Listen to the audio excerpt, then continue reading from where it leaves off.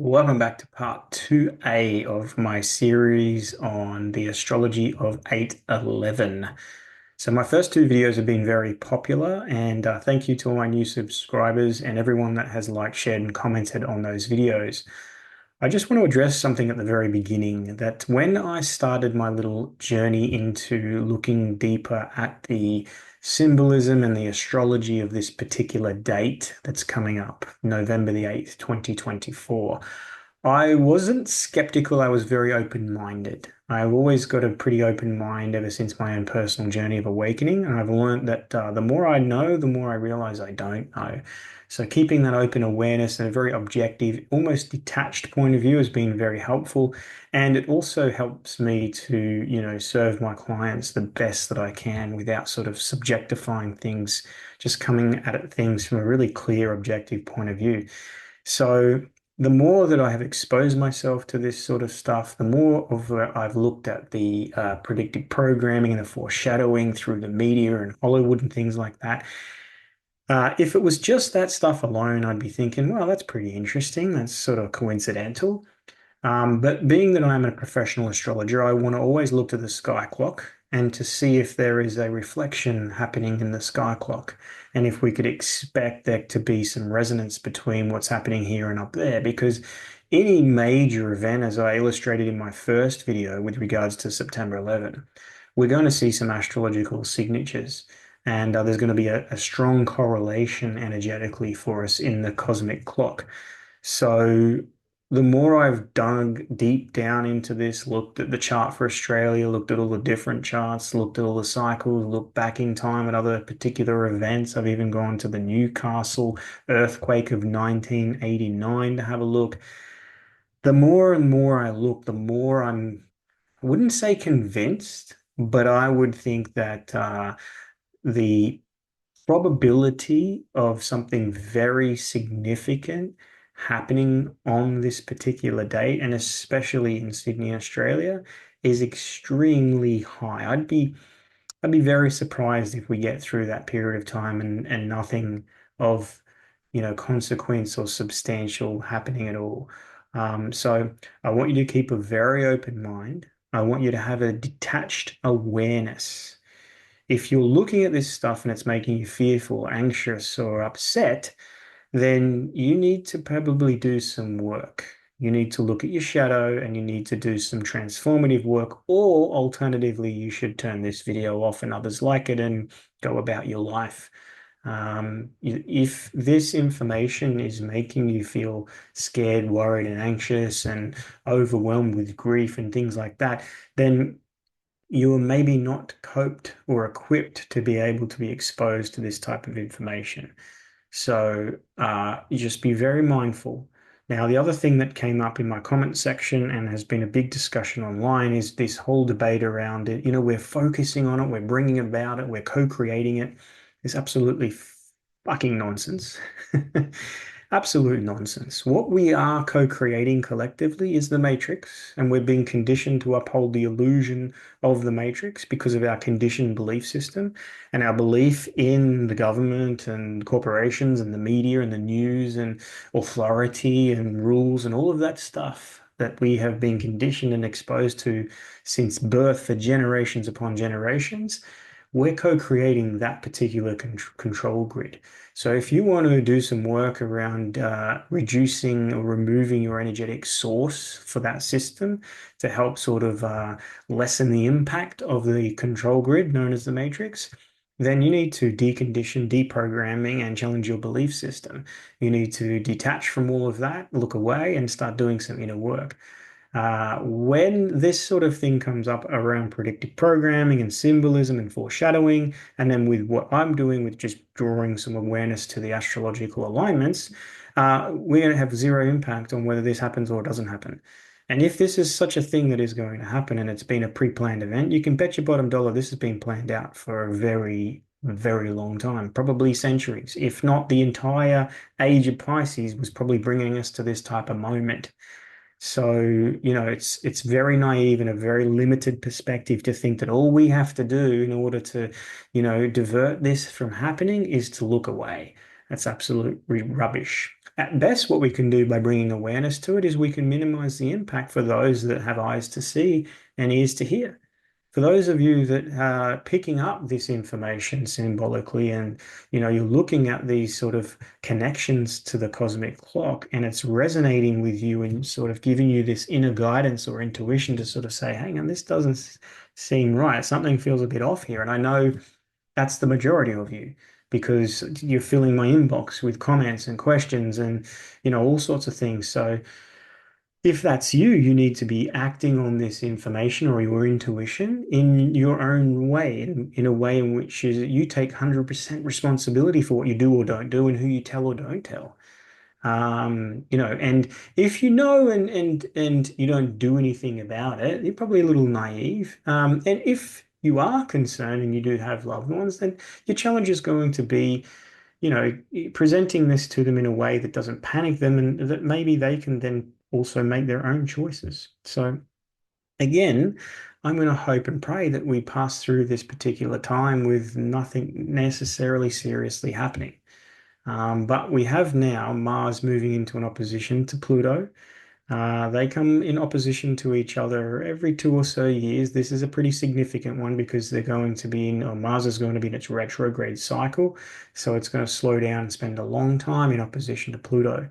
And as you looked at in my other videos, in this particular alignment is heavily aspected, heavily connected, not only to the other cosmic alignments, but also to the birth charts of a lot of different nations and a lot of, you'll see in this video, a lot of different structures. Because everything that is born in time has a birth chart. We can look at the precise moment something is created, inaugurated, opened, begins, a business, a birth, a person, an event, a wedding, you name it. Everything that has a moment in time where it's the beginning of it, well, then we can look at the astrological alignments at that moment and we can cast a birth chart or a natal chart for that time. And then we can sort of look at the energetics embedded into that, whether it be a person, a country, or a bridge. So when we do that in this particular case, there's a lot of connections that are very undeniable. And my duty of care as a professional astrologer and, someone that helps people during their process of awakening from the old life to the new life is to sort of say, well, this is my point of view. This is how I look at it. This is how I see it. I was asked early on to sort of take a deeper look at this, if there was going to be some correlations to the astrology. And again, like I said, I had an open mind at the very beginning, and I've been very surprised along the way. So the more I look at the symbolism for this particular date and the alignments of the planets and what gets activated via activation, I mean triggered by a relationship or an alignment and then the energetics and how they all sort of fire off like a resonance or a frequency that activates all different things. I'm pretty sort of convinced that, we've got a pretty serious moment, nexus moment, an inflection point where we're going to have a release of a lot of energy. We've got Pluto now at the 29th degree of Capricorn, so it's been in and out of Capricorn now, mostly since 2008. It actually began as transit of Capricorn in 2007, 2008 is where it sort of made its final ingress into Capricorn. And then since 2023, it's going in and out of Aquarius across that cusp between Capricorn and Aquarius. So it's at the 29th degree of Capricorn, and it's, Pluto. We're dealing with plutonic energy. Plutonium is the active ingredient in a nuclear bomb. So we have this sort of potency, this power and intensity to what Pluto sort of represents at the moment. So any activation, especially by a dynamic aspect, so a conjunction, opposition, or a square to that planet, has the potential to trigger a release of that particular energy. Now, if that is occurring in your own particular natal chart and activating something like a personal planet or one of your angles, your ascendant, your midheaven, and as such, you could expect that this is probably going to be quite significant and personal to you. In what way, you would have to look deeply at your natal chart to sort of look at the symbolism, the houses and the cycles and what's going on in your life. And we could put all that together. So when it activates country, we could expect that country to go through some pretty powerful transformation, some change, some transitions. When I was doing research into this, I looked back at a lot of the major things that have happened in the history of Australia's short history since the Federation in 1901. And Pluto is often involved energetically in a lot of the big crisis mass type events. And again, if you've watched my past two videos, you'll know exactly what I'm talking about. So it's I will sort of give you my own particular point of view and opinion at the end of this video with my what I would do if I was in your situation type talk. So again, I'm not here to tell you what you should be doing and what you shouldn't be doing, who you should tell and what you shouldn't tell. You need to be able to make your own discernment and decisions, and you need to take 100% responsibility for your entire life. This is the age of Aquarius we're moving into. It's not the age of Pisces. You cannot be a blame or a victim. You cannot play that game anymore. There is no one coming to save us. So you have to wake up, awaken, and take radical responsibility. Hey there, thanks for stopping by and watching these videos. I hope you're getting something useful out of them. The bulk of my work, though, is to help people on their journey of awakening make massive changes in their life as they transition from their old self to their new self. And I do this by connecting them deeply to their birth chart. Now, every year I do readings for the year ahead. And this year I've released my 2025 year ahead readings. And if you book your session before the end of this month, before the 1st of November, you can get $50 off the normal price. Now, I'm already fully booked for 2024. You can book now through the website and schedule your appointment early for 2025, and we'll go right through your birth chart month by month through the whole of 2025 and give you all of the major alignments that are occurring, your cycles, your themes, and personal guidance to help you navigate what is going to be a massive year of change. Cheers. Over this next little week or two, as we move from here in towards November the 8th, Pluto and Mars are in opposition to one another. And they're coming into a tighter and tighter orb. So the opposition is getting more potent and powerful. In your own personal life, if there are some things going on that haven't been resolved, that are simmering below the surface, some sort of disagreement, some potential conflict, any imbalance or disharmony, anything that's not being said, where you know potentially there is some issues, over this next 10 days, 2 weeks, think of that energy as really tense and not too deep. So it wouldn't take much of a trigger event, and it could be something completely unrelated, and all of a sudden the release of that potency can come through. So you can have a little bit of a disagreement or an argument with a loved one or a friend or a family member that could turn plutonic.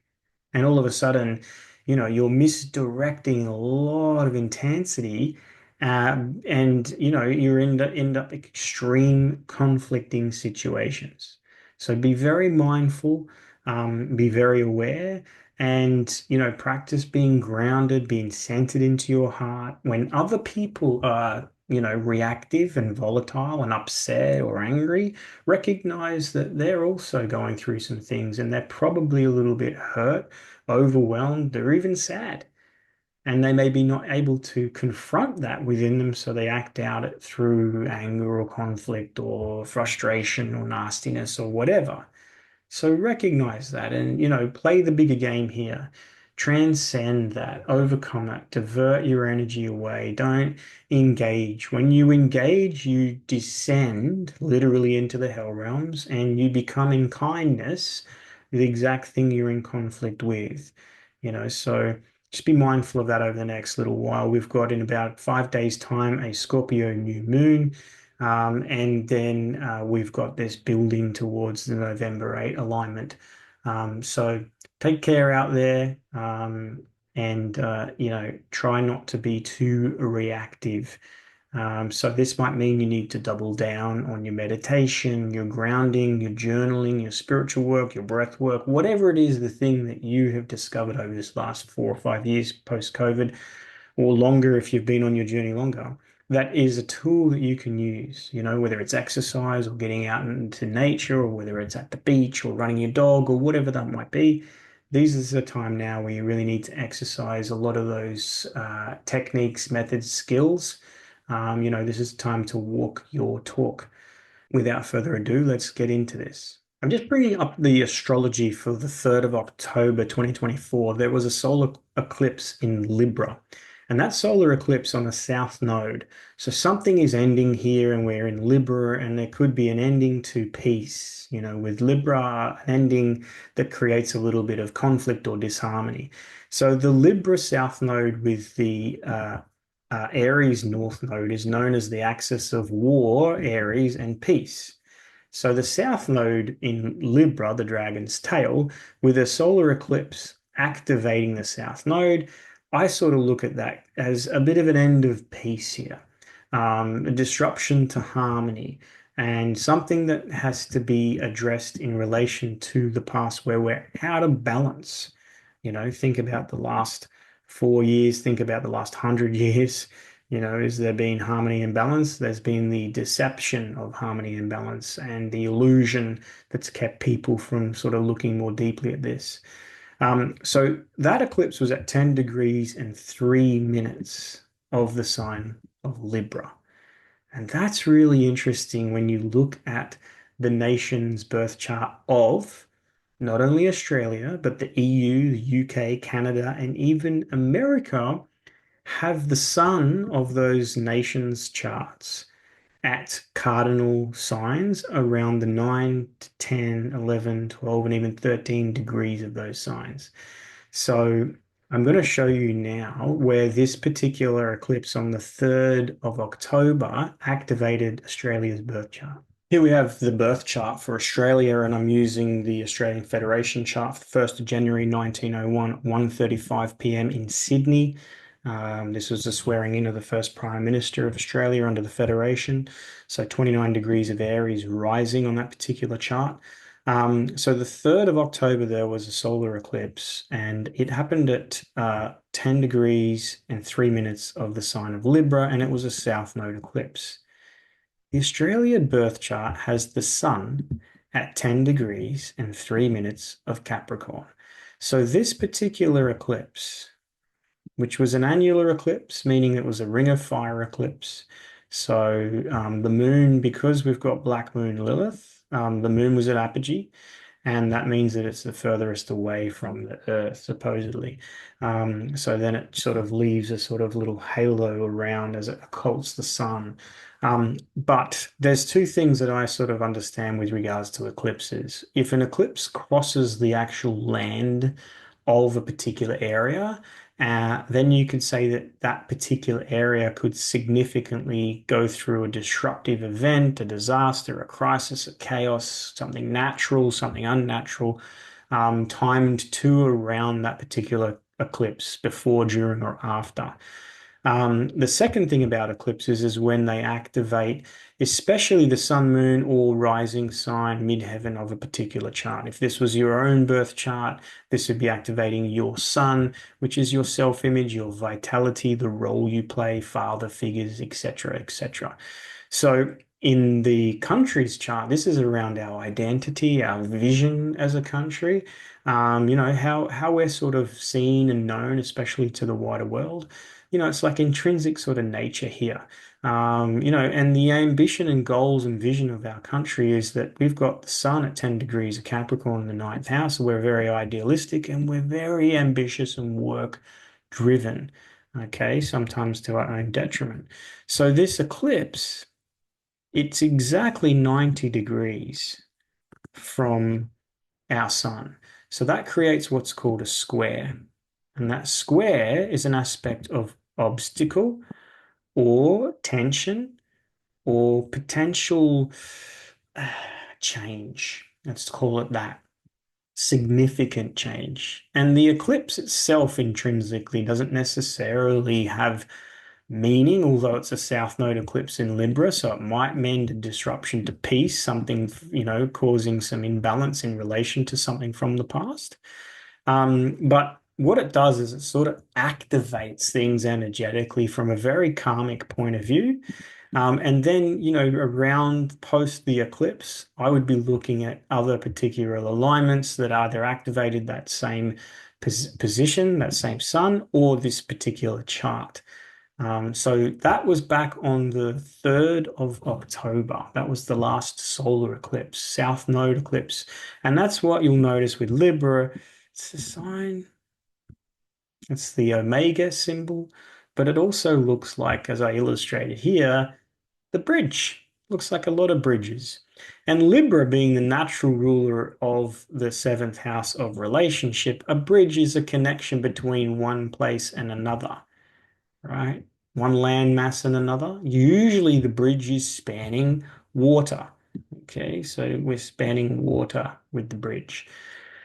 I want you to keep these symbols, these elements and things in mind as we sort of go through and why I chose to look at the Sydney Harbour Bridge. Among other things, obviously looking at a lot of the work that Annette and people like her have been doing on the symbolism, there's been a lot of foreshadowing, a lot of stuff in the media that's like, why do they keep showing new news stories around the bridge. And even, Annette went back and looked at the inauguration of the bridge and what was happening at that particular time with, I think it was Francis de Groot, and he'd sort of bust through and cut the ribbon on his red horse with his sword and proclaiming it open to the people of New South Wales, not necessarily, the government, claiming ownership for the people of the bridge. So there's a lot of stuff that sort of came up in my radar around the particular bridge, and I was just like, well, surely the bridge has a birth chart. Let's check out the birth chart of the bridge, knowing that, we're in this south node eclipse of Libra, and it's like a symbol of a bridge, and it squares the Australia sun exactly by degree and minute. When I spoke in the last video, I spoke about orb of influence. Okay, so when we're moving into a particular alignment, we have the start, the middle, and the end. Now, this peak here is the peak of the energy, the peak of the alignment. And that middle of that peak would be when it is exact. So if this square by the eclipse, right, is exact square, we're dealing with the alignment of a square, which is about change, tension, potential obstacle, even conflict. And the moment that it's exact here is exactly the orb of influence that it was to our sun on the time of that eclipse. So as that eclipse, it was exact. The sun and moon were exact, you know. It was in the most tightest orb you can have. It was an exact perfected alignment. So I found that very significant. So that prompted me to want to look into the chart of the Sydney Harbour Bridge. The challenging thing with the birth chart for the Sydney Harbour Bridge is the birth time. So I did as much research as I could with the limited hours that I have, being that I'm a busy man. I have a new four-legged son, let's call it that. And I have a very busy practice at the moment. In fact, I'm pretty much full until 2025 now. Um, but I did a lot of research and I sort of set the birth time of the Sydney Harbour Bridge around 10 a.m. We know the date of the inauguration. This was when it was opened for public access. So that's the birth of the bridge, even though it was constructed over a period of years. The actual opening of the bridge was on the 19th of March, 1932. So because we've got 18 degrees of Taurus rising, I feel like Taurus is the right rising sign for the bridge. It's just the degree that's in question, give or take. I feel like 10 a.m. or thereabouts is pretty close to the birth time of the opening of the bridge. But one thing that stood out, fixed Earth, Taurus. Okay, so you got a very physical sort of structure here. And the Sun, North Node, and Mars, and in particular the Sun and North Node, are in the sign of Pisces. And in my first video, when I was talking about the end of an age and how they do rituals to move us off the mutable cross. And they've already done the Gemini Sagittarius ritual, which was 9/11. But now they need to do the destruction of the other axis of the mutable cross, which is Pisces Virgo. So when I found out that the Sydney Harbour Bridge was actually a Pisces, it's a native of Pisces, that particular bridge. I thought that was pretty interesting. I was like, wow, I wonder if the ritual, whether it's orchestrated, pre-planned, man-made, whether it's geological and they just knew about it, whether they built the bridge for its intention of this, whether it's something else completely and nothing actually happens, the connection between this particular bridge with its birth date, 19th of March, and the sign of Pisces, I found extremely interesting. So, like we did with our other videos, we're going to go through the directions of this particular chart. So we take the chart out of 1932 and we move it into 2024. We're going to look at the directions and then we're going to look at the transits, which are activations of those particular directions and the natal positions. We're just going to have a look to see what's activated. So we've spoken about it being that it's Taurus rising. It's going to have an Aquarian MC or midheaven. And the planet Saturn is at 2 degrees of Aquarius. Now, if we're talking about a bridge, Saturn would represent the physical structure of that bridge. Okay, Saturn would be the bones of the bridge. So, Saturn at 2 degrees of Aquarius, the birth chart of Australia has the midheaven, right? Which is about public image, reputation, public icons that are associated with that midheaven. It's on parade, it's out there for the world to see. So, the Saturn placement of the bridge, having it at 2 degrees Aquarius, which lines up to the midheaven of the Australia birth chart, again, it's very, very interesting. So by direction, we move these planets at the same rate as the sun. So for every year after this bridge was constructed, we move all of the planets via their natal position by 1 degree. And what has happened at this particular moment with the bridge's natal chart is it's going through its square directions, okay? So in other words, every directed planet is exactly square its natal position. Saturn 2 degrees Taurus is square to Saturn at 2 degrees Aquarius. Mars at 17 degrees 57 minutes, so in other words, 18 degrees of Gemini, is square 18 degrees 2 minutes of Pisces. So this is the natal chart. Okay, and this outside one is the direction. So you'll notice all of the positions in the directed chart are exactly square their natal position. The MC, which is the midheaven, 25 degrees Aquarius, you've got it at 25 degrees Taurus. The ascendant, 17 degrees of Leo, this is at 18 degrees of Taurus. Via minute, it's within a few minutes orb of exactly square. So the directions are all activating a square to each other. And again, a square is a time of tension, conflict, potential obstacles, and definitely change. When a square is activating your chart, something has to change. And sometimes what it is that has to change isn't necessarily because something you've done. It's potentially something that's happening that's causing you to have to make a change. That's why there's this tension. It's like, I have to do this. Maybe I don't want to do it. You're going against your will. So I found the directions very interesting. So on that note, every planet's going to be square its natal position. So we're not going to look at all the planets. But there were some that stood out to me as their particular alignments. Uranus, the planet of disruption, upheaval, sudden change, liberation. It's at 18 degrees and 2 minutes of Cancer, and it is exactly trine 120 degrees to the natal Mars. So the significations of Uranus are sudden and unexpected, and Mars we're dealing with, we're dealing with structures that could be under change, conflict, tension, attack, accident. So that Uranus energy is super active via direction. Pluto is in an quincunx to the natal Mars, and that was a similar position to the Mars quincunx Pluto in the Australia birth chart. We've got the moon in Scorpio with Jupiter, both opposite the ruler Okay, so some big changes to the identity of this particular structure around this particular time. And then Mars, again, Mars with its significations of accidents and attacks, and conflict, is in a sesqui-square, so a square and a half to the natal Saturn position. So via direction, every planet is active by its own direction, but then Mars in particular from Uranus and Pluto. And then we've also got Saturn actually very active at the moment. Venus, the actual ruler of the chart, is quite active. So these are all the directions. So you could look at directions as holding sort of potential for the release of energy.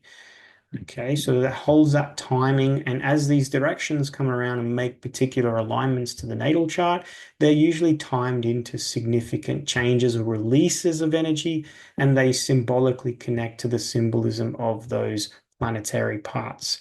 Again, you're going to have to look through my last couple of videos to get the backstory on this and to get a deeper understanding, but you can understand the picture I'm helping paint here. And when we lay over the top the transits, so again, transits hold the sort of triggers and activations of the latent energy that's represented not only by the potential held within the birth chart, but as that potential is unfolding by these directions. Again, if this is going over your head, this is sort of advanced astrology. This is a lot of the work that I do with my clients in helping them understand cycles, themes, and timing of their life events and, their life path. So it's no different in this case when we're doing it for a bridge or a country or a person. It's quite complex to start to sort of build the picture here. So if we have directions that are active, we want to look then to transits that activate or trigger those directions. And then you could sort of say that the likelihood of something occurring is, it's activated or it's more so likely to occur than not. So the big alignment on the 8th is going to be the Mars opposite Pluto. Mars from fixed fire Leo. Leo is the heart. Okay, Venus is the heart. Leo is the heart. As a sign, Leo is the heart. As a planet, Venus is the heart. So Venus is the heart through love, and Leo is the heart through, the sort of vitality of the fire of life, but also the physical component to it. So we've got the Mars opposite Pluto, and it's triggered by the moon at that 11 a.m. moment. Okay. And where does that occur in this particular chart for the bridge? But directly onto the Saturn. Okay, so again, that's a pretty significant activation of the Saturn. Pluto-Saturn. There was a Pluto-Saturn conjunction at the beginning of 2020 in the sign of Capricorn. So that Pluto-Saturn opposition triggers the natal Saturn. And we've got that natal Saturn by direction in square from the 12th house, endings, karmic endings, and undoings. So again, that's quite significant. The other thing that's interesting about this chart is transiting Neptune, disillusionment, dissolving, sort of brings in this confusion, is directly in connection to the North Node and Sun conjunction of the birth chart of the bridge. So in other words, Neptune in the sky is exactly in the same place that the Sun and the North Node were when the bridge was opened. Okay, so if the identity, which is represented by the Sun, of this particular structure is having a Neptune transit while this is all going on, and Neptune is the planet of transcendence or transformation through dissolution, dissolving things from a spiritual perspective. Neptune is the god of the ocean. Neptune in the old mythology was known as Poseidon. Neptune is in its home sign of Pisces at the final degrees. So, in other words, in 2025, Neptune will be moving into Aries. Capricorn, as Pluto is in Capricorn. Again, final degrees of Capricorn, the ending of that sign. And then transiting Uranus in the first house of this particular chart, conjunct the solar arc MC and square the natal MC. And Uranus, sudden changes and disruptions, upheaval, sort of chaotic events are represented by the Uranus energy. And then over here, and we're not exactly sure of the degree of the rising or descendant, it could be 16, 17, 18, it could be 15, but it's around that Scorpio. We've got the sun, which we're coming off the new moon in Scorpio. It's going to be right across the descendant around this time. So a real activation of that descendant, ascendant via the sun, which the moon is then carrying forth that energy and releasing it onto Pluto and onto the natal Saturn. So again, very significant to the structure of this bridge. It's definitely going through a bit of a moment of crisis, let's just say that. Next, I want to take a look at the Opera House, the Sydney Opera House. If you're wondering why I'm looking at the bridge in the Opera House, you need to go back to my last two videos, and you also should be doing a little bit of deep diving onto the White Pills Telegram and Instagram page, which is run by Annette. She's done some fantastic work around decoding a lot of the symbolism through the media around the date, foreshadowing, a lot of stuff coming through in advertising, news stories, Hollywood, music, events, all tying into the Sydney Harbour Bridge, the Sydney Opera House, Sydney itself for this particular date. So that'll help you understand why I'm choosing to look at the birth charts of these particular things. So here's the birth chart for the Opera House. Now with the Opera House, I was able to get pretty close to a birth time because I looked up some information around what was happening on the day of the opening via Her Majesty Queen Elizabeth. And it was shortly after 2:30 p.m. So I've set this chart for 2:40 p.m., which gives it about 12 degrees Pisces. Again, there's that Pisces symbol showing up as significant alignment.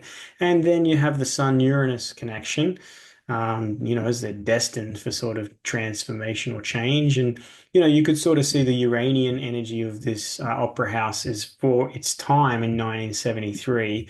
It was very futuristic, very futuristic. So it's got that Uranian type energy sort of embedded in it. Now, it's Libra as the sort of identity of that. And Libra is ruled by the planet Venus. And in this particular chart, Venus is very prominent. She's up here in conjunct the MC. And Venus is the planet of the heart and for love. Here we have Venus like Aphrodite, and she's in the shell. And even though that the opera house is said to be a sort of inspired by sails, there also is this connection to shells, and how the Sydney Opera House can look like sort of parts of shells all come together. So you can imagine if you put it all together, it looked like this one big shell. Venus being that she's associated to Aphrodite, and pictured here, often shells are associated to Venus, and her being very prominent at 12 degrees of Sagittarius, irrespective of the time. If we're a little bit outside of, if it was like 12:45, 2:45 or 2:50, it definitely wasn't before 2:30 p.m. because I found some information around what was happening on the day and who was doing speeches. So I've put it at 2:40. It might be up to a 3 p.m., but that's not going to change Venus's position at 12 degrees of Sagittarius. I want you to remember that degree of Sagittarius, 12. Same with the rising sign here. Interestingly, the Sydney Opera House was opened during a Mars retrograde in Taurus, squaring Jupiter. Okay, so that's a pretty potent alignment.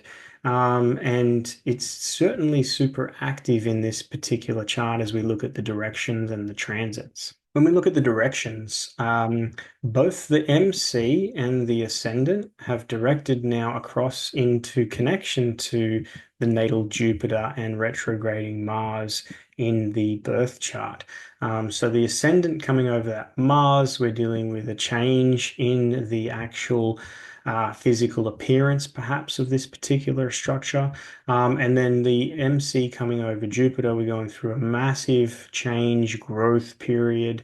Definitely an amplification of its icon status, or its reputation is activated heavily at the moment. Venus alongside that midheaven sort of coming across Jupiter at the same time. So Jupiter 3 degrees of Aquarius, and we've got Mars 3 degrees of Taurus. Neptune, again, Neptune, that planet that transforms through dissolving, disillusionment, breaking down of boundaries and structures. So if there's something physical, tangible, fixed, Neptune is the disillusionment of that, the dissolving of that, the sort of washing away of it. And it's moved into via direction a square to the natal sun again, the identity of this particular person, country, or in this case, opera house. So for the 8th of November 2024, again, we're going to track over the Pluto and Moon connection that's going to be opposite Mars.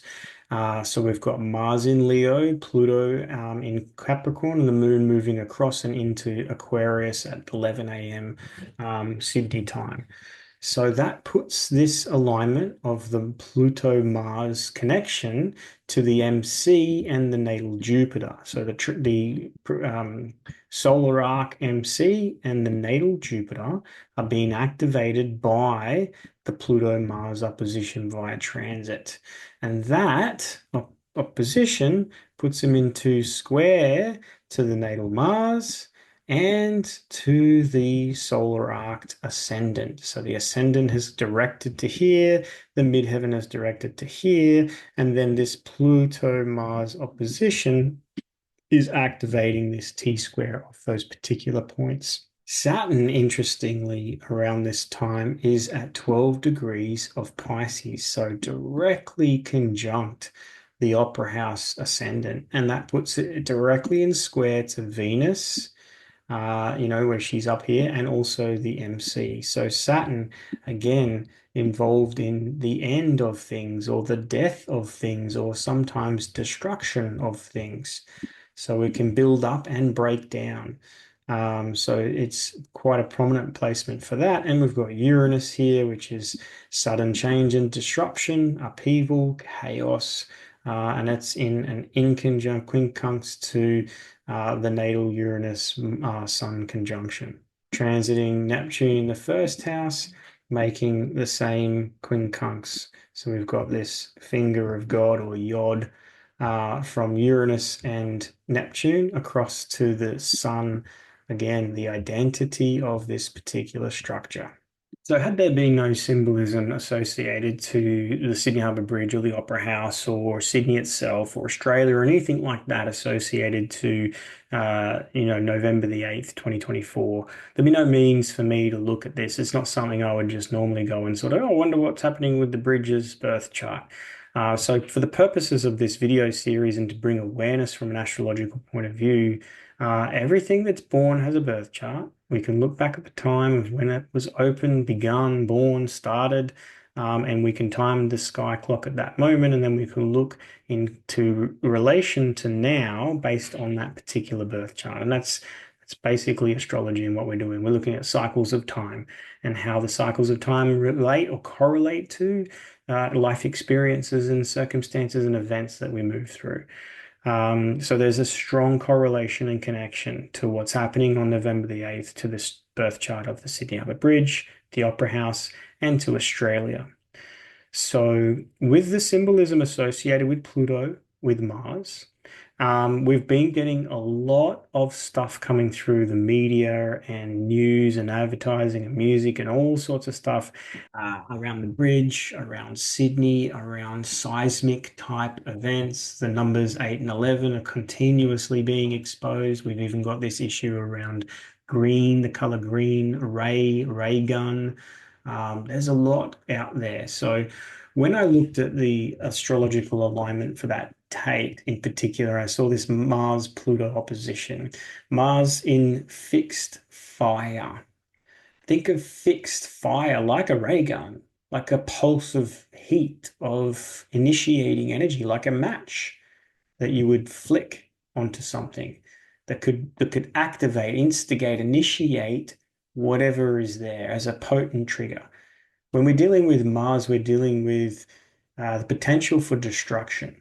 Okay, when we see Mars in the tarot, we see Mars associated with the Tower card, and it's been hit by the bolt of lightning. This sudden coming down, this sudden breaking, this sudden destruction, this sudden attack, this sudden accident.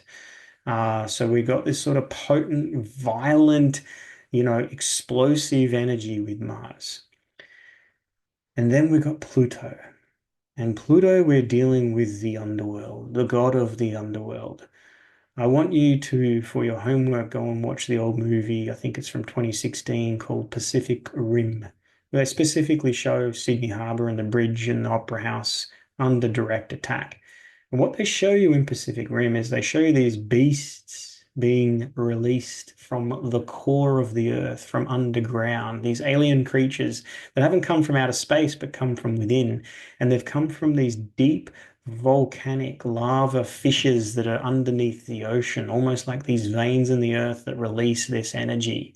When I put all this together, I sort of feel like there's the potential for an earthquake type event, something seismic, perhaps something under the ocean that causes the ocean to move. Is this going to be triggered by a pulse array, an energetic weapon, some sort of cosmic event, a solar flare? Blamed on one of these things? Is it going to be HARP or the likes? Is there some energetic pulse that's going to trigger the shifting of Earth, the cardinal Earth to erupt from under the sea floor to cause some tsunami or seismic activity that ends with the destruction of the Sydney Harbour Bridge or the Opera House? I mean, if that did occur, I would say it sort of makes sense. Symbolically, energetically, that would make sense to me. I wouldn't be surprised if someone was retrospectively looking back at such an event and saw the astrology would say, well, look at that, it perfectly lines up.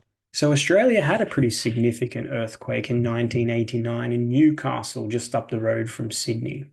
I went back and had a look at the astrology for that, and I found that the Australia birth chart was going through its directed squares to its natal position around that particular time. So all of the natal positions had moved forward 90 degrees to their natal position.